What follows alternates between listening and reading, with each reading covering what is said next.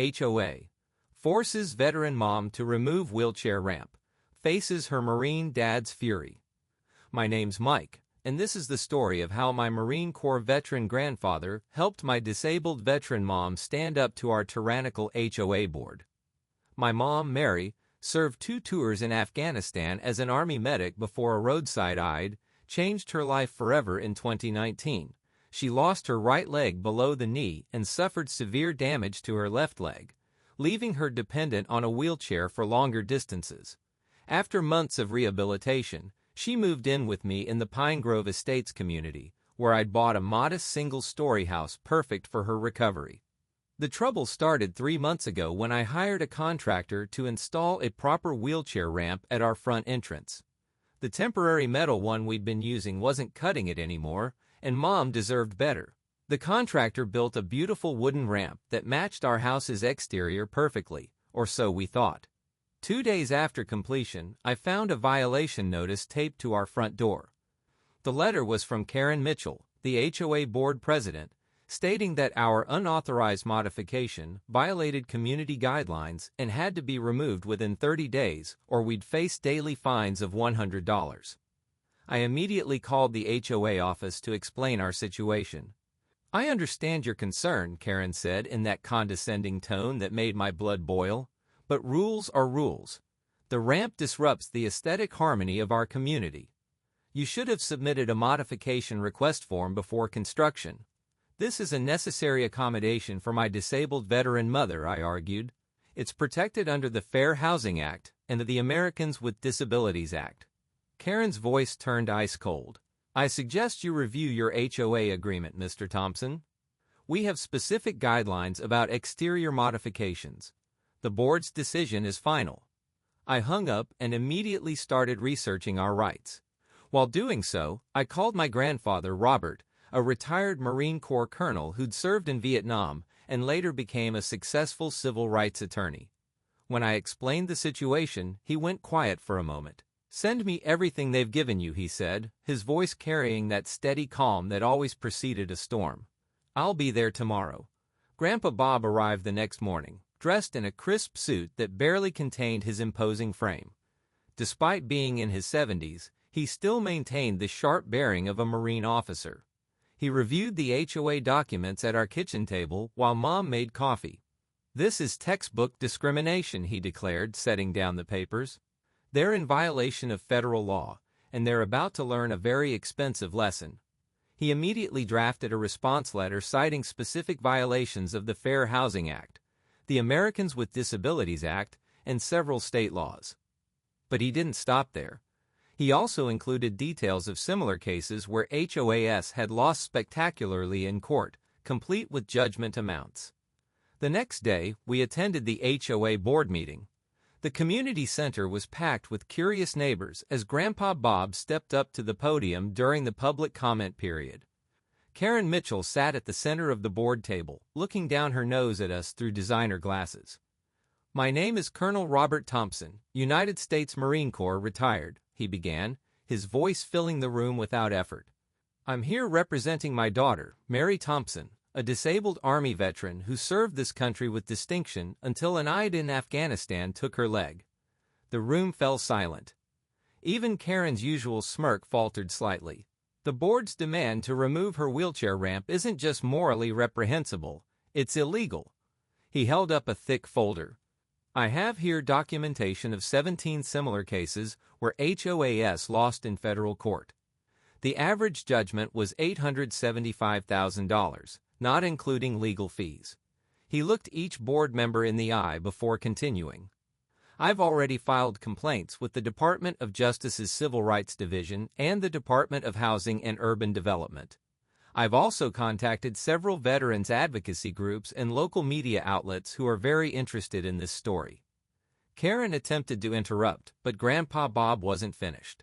"Furthermore, I've prepared a federal lawsuit alleging violations of the Fair Housing Act, the Americans with Disabilities Act, and Section 504 of the Rehabilitation Act. As a civil rights attorney with 30 years of experience, I'll be representing my daughter pro bono, so I can drag this out as long as necessary." He paused for effect. However, we're willing to settle this amicably. Here are our terms. The violation notice will be rescinded immediately, and the HOA will adopt a written policy for handling future disability accommodation requests that complies with federal law. You have 24 hours to respond. The board members were visibly squirming. Karen's face had turned an interesting shade of red. "We'll need to consult our attorney," she stammered. "Excellent idea," Grandpa Bob replied. "I'm sure they'll explain that you don't have a leg to stand on, pardon the expression, Mary." Mom actually chuckled at that. He wasn't done.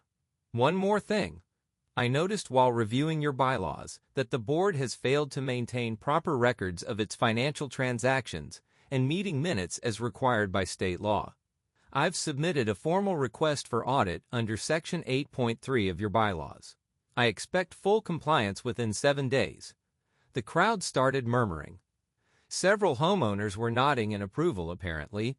We weren't the only ones who'd had issues with this board. As we left the meeting, neighbors approached us to share their own stories of dealing with Karen and her cronies. One elderly resident had been fined for having a medical alert button installed without approval. Another family had been harassed about their autistic son's therapeutic garden.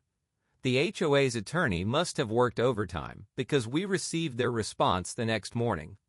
They agreed to all our terms and even apologized for any misunderstanding.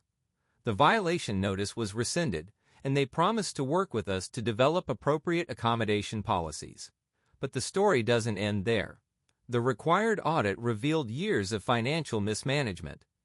Karen and 2 other board members had been approving excessive payments to companies owned by their relatives for landscaping and maintenance work. They'd also been selectively enforcing rules based on personal vendettas. The revelations sparked a recall election.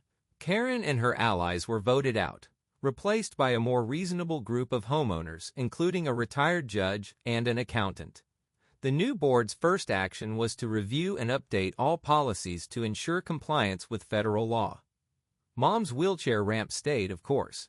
The new board even used it as a model for updated guidelines on accessibility modifications. Several other residents have since installed similar ramps and other accessibility features without hassle. The previous board members eventually faced consequences for their financial misconduct. After an investigation by the district attorney's office, Karen and her 2 closest allies agreed to repay nearly $200,000 in misappropriated funds to avoid criminal charges. They also had to pay significant civil penalties. As for Grandpa Bob, he used this case as a template to help other disabled veterans dealing with discriminatory HOAs. He's now working with veterans advocacy groups to push for stronger state laws protecting disabled homeowners' rights. Mom is doing great. She's become more active in the community, starting a support group for disabled veterans that meets at the community center. The new HOA board even designated several accessible parking spaces near the entrance, something Karen had repeatedly refused to do. Looking back, I'm grateful this happened. Not just because it exposed the corruption in our HOA, but because it showed me once again why my grandfather is my hero. He didn't just fight for Mom's rights. He fought for everyone who'd been bullied by people who abused their power. "Never let anyone tell you that one person can't make a difference," he told me recently. "Sometimes all it takes is someone willing to stand up and say enough." The whole experience taught me something important. There's a difference between following rules and doing what's right. Sometimes you have to fight for what's right, even when it's uncomfortable or inconvenient. And when you do, you might find you're not fighting alone. Last week, I saw Karen at the grocery store. She turned her cart around and went the other way when she spotted me. I couldn't help but smile. Sometimes karma needs a little help from a retired Marine Corps colonel. Mom says she's proud of how we handled things, but I think she's the one we should be proud of. She served our country with honor, paid a heavy price for it, and then faced discrimination in her own community. But instead of letting it break her spirit, she helped turn it into positive change for others. The new HOA president stopped by yesterday to consult with Mom about making our community more accessible for aging residents. As I watched them discussing plans from our front porch, yes, the one with the wheelchair ramp, I couldn't help but think about how different things might have been if we'd just given in to Karen's demands. Sometimes standing up for what's right isn't just about winning a fight, it's about changing things for the better. And thanks to my Marine Corps grandfather's fury, that's exactly what happened in our little corner of the world. I still live in Pine Grove Estates, and I'm proud to call it home. Our community is stronger and more inclusive than ever, proving that positive change is possible when good people stand together against discrimination. Mom's wheelchair ramp stands as a symbol of that victory, a daily reminder that justice and compassion can prevail over pettiness and discrimination. Grandpa Bob still drops by regularly, always with a twinkle in his eye when he helps Mom up that ramp. Mission accomplished, he says every time, and we all know he's talking about much more than just keeping a wheelchair ramp. For anyone else facing similar discrimination, remember this: you have rights, and there are people willing to help you fight for them. Don't let anyone tell you to stay quiet or back down when you know you're right. Sometimes all it takes is the courage to stand up and the wisdom to know when to call in reinforcements, especially if those reinforcements happen to be a Marine Corps colonel with a law degree and a burning sense of justice. Update: 6 months later. I felt I should update everyone on what's happened since my last post, because things have gotten even more interesting in our community, in a good way. Remember Karen and her cronies from the old HOA board? Well, their legal troubles weren't over with just paying back the misappropriated funds. The district attorney's investigation uncovered even more wrongdoing, and 3 weeks ago, Karen was charged with multiple counts of fraud and embezzlement.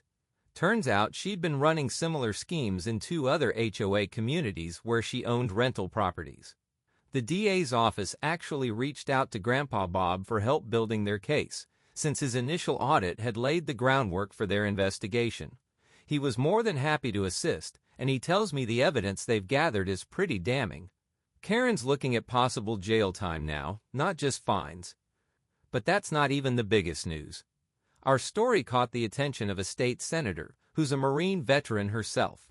She visited our community last month to meet with Mom and Grandpa Bob, and she's now proposing new legislation to strengthen protections for disabled homeowners in HOAs.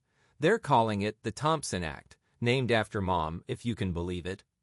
The proposed law would require all HOAs in our state to 1. Have clear written policies for handling disability accommodation requests. Respond to accommodation requests within 14 days. 3. Provide detailed written explanations for any denied requests. 4. Undergo mandatory training on disability rights and accommodation laws. 5. Face steep penalties for discriminatory practices. The best part? Mom was invited to testify at the state capitol in support of the bill. She was nervous about speaking in public, but let me tell you, she knocked it out of the park. Here's part of what she said. I served my country proudly, knowing I might have to make sacrifices, but I never imagined I'd have to fight for my rights in my own community. This law will ensure that no other disabled veteran or any disabled person has to wage that battle alone. The room went completely silent when she spoke. Even the senators who'd been checking their phones looked up and paid attention. When she finished, they gave her a standing ovation. Grandpa Bob was there too, of course. He testified about similar cases he's handled since our incident, highlighting the need for stronger state oversight of HOAs. The Legal Affairs Committee voted unanimously to move the bill forward, and it's expected to pass both houses with bipartisan support. But while the legal and legislative stuff is important, the real changes I've seen have been right here in our community. Remember how Mom started that support group for disabled veterans? It's grown into something much bigger than we expected. The group now has over 50 members from our area, and they meet twice a week at our community center. They don't just provide emotional support, they've become a real force for positive change. They've worked with the new HOA board to install automatic doors at the community center, create an accessible community garden with raised beds, add pool lifts at both community swimming pools, build accessible playground equipment at our park, start a transportation assistance program for disabled residents. The new HOA board has been amazing through all of this. Instead of fighting these changes, they've embraced them. Our community is becoming known as one of the most accessible and inclusive in the state. Property values have actually gone up because of it. Turns out doing the right thing can be good for business too. Last week, a local news station did a feature story about our community's transformation. They interviewed Mom about her role in the changes, and she was so poised and articulate. The reporter asked her if she ever regretted taking on the HOA, and her answer made me tear up. "The only thing I regret is not doing it sooner.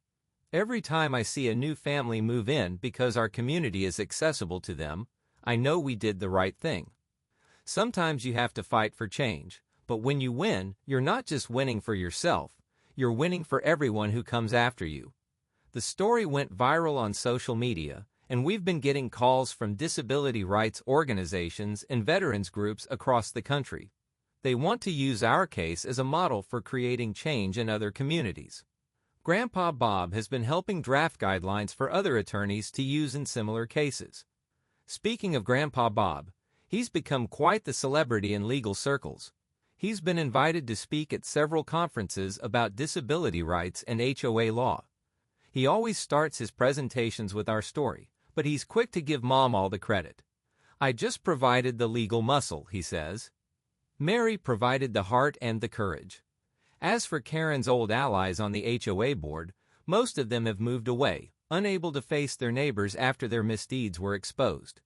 The ones who stayed have kept a very low profile. One of them actually approached Mom at the grocery store last week to apologize. She said she'd never really thought about how their actions affected people until she saw Mom testifying at the state capitol. The contractor who built our original wheelchair ramp has seen his business boom since our story went public. He's become the go-to person for accessibility modifications in our area, and he always uses our ramp as an example of how these modifications can be both functional and attractive. He's even hired 2 disabled veterans to help with designs and consultations. Mom's doing better than ever. She's still using her wheelchair for longer distances, but she's also made progress with her prosthetic leg. The support group has been great for her rehabilitation. Turns out sharing experiences and challenges with others who understand makes a big difference. She's also started mentoring newly disabled veterans, helping them navigate the challenges she's already faced. The most surprising development? Our HOA has been asked to help write the handbook for implementing the Thompson Act once it passes. They've really embraced their role as leaders in community accessibility. The new board president often says that our case was a wake-up call that transformed our community for the better. Grandpa Bob still comes by regularly, but now he often brings other attorneys with him to show them how accessible community design should work. He's become a sort of unofficial consultant for disability rights cases involving HOAs, and he loves every minute of it. "Who says you have to slow down in retirement?" he jokes. Last weekend, we had a community barbecue to celebrate the preliminary passage of the Thompson Act in the state Senate. Looking around at all the people there, disabled and able-bodied residents, veterans and civilians, families and seniors, I realized just how much has changed since that first confrontation over our wheelchair ramp. The old Pine Grove Estates was about maintaining appearances at any cost. The new Pine Grove Estates is about maintaining our humanity and ensuring everyone has a place to call home. Mom says it best. Sometimes the greatest victory isn't winning the fight. It's what you build after the fight is over. As I write this final update, I can hear Mom on the phone with another disabled veteran who's fighting with their HOA over accessibility modifications. "Don't give up," she's telling them.